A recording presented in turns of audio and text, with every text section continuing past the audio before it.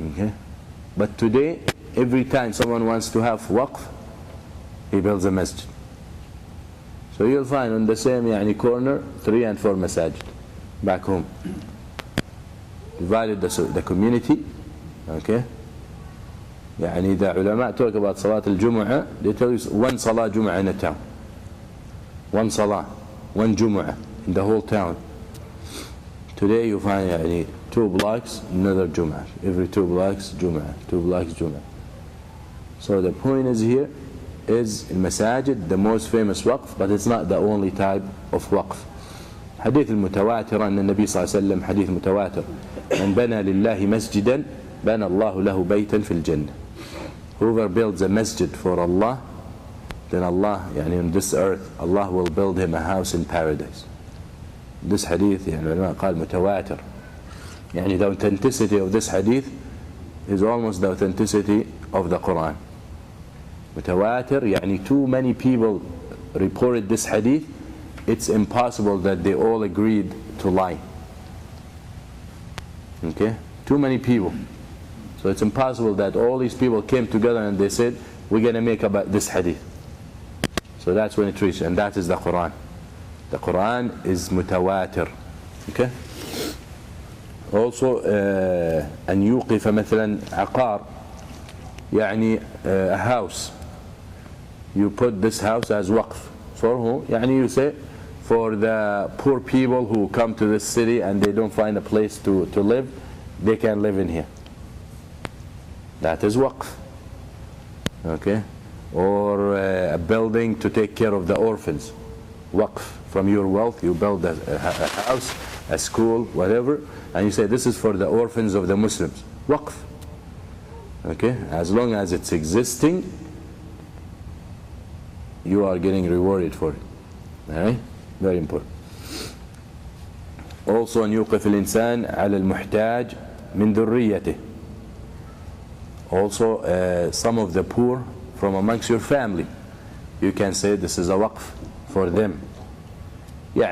You're afraid if you die and your wealth gets distributed, that those individuals or those people from amongst your family who are poor or weak or young or women, because the other people have more power and they can take their share, you're afraid they won't have a place to live.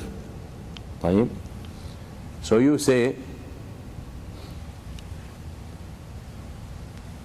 وقفت هذا البيت للفقراء من ورثتي. You say, I dedicate this house as waqf for the poor of my waratha, of my heirs, the poor people of my family.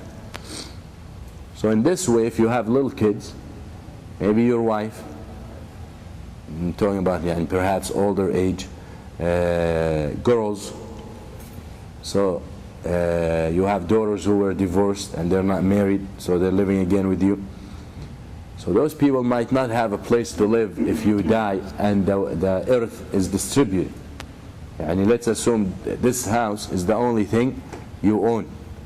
So if you were to die and it will be divided and be sold and distributed, they won't have a place to live. So you say, I put this house as a waqf for those who are in need from amongst my family, who cannot have a place to live in. And this has conditions we will explain, but that is an example. Alright? So that is one example as the. And some of the Sahaba like Zubayr ibn al-Awwam did this. He did exactly what I just told you. وقف بعض دوره على المحتاج من ورثته وتسكن فيه المردودة من بناته. مردودة يعني مطلقة.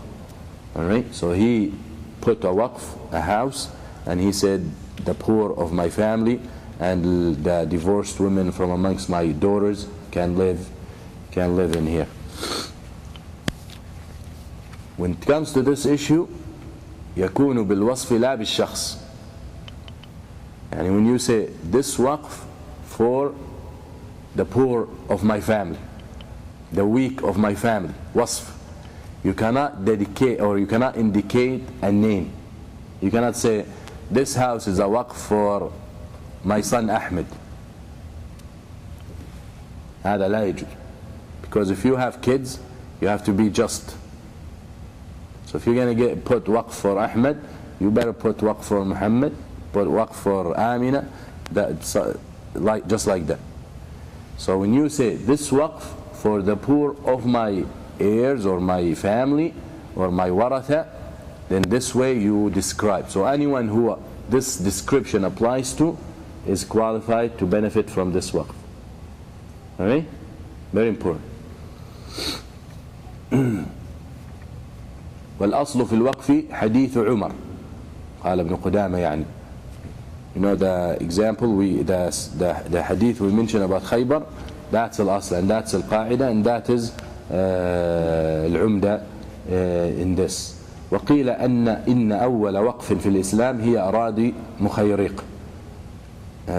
These أراضي يعني also من Khaybar. The prophets, they said this is the first waqf in Islam. وقيل أول وقف في الإسلام هو مسجد قباء. Masjid Qiba, المسجد the first masjid they built when they got to Medina صلى الله عليه وسلم. وقيل أول وقف هو وقف عمر. ثمغ, they said أرض ثمغ, يعني the land he got from Khaybar. But regardless of what is first, there is no really fiqhi benefit, okay, of knowing what is first and what is last. قال ابن قدامة رحمه الله, and لعلهم, just to add يعني, لعلهم يعني, as we said, the general waqf or the most important waqf is the masjid.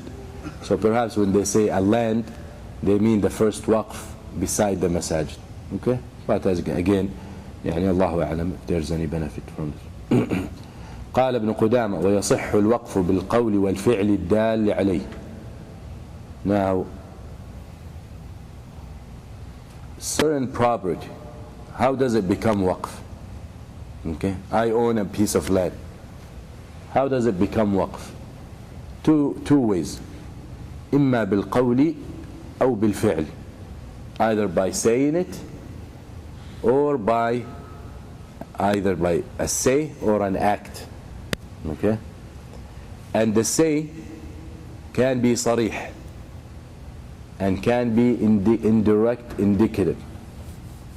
Okay? صريح يعني straightforward. يعني if you say that word, the thing is waqf.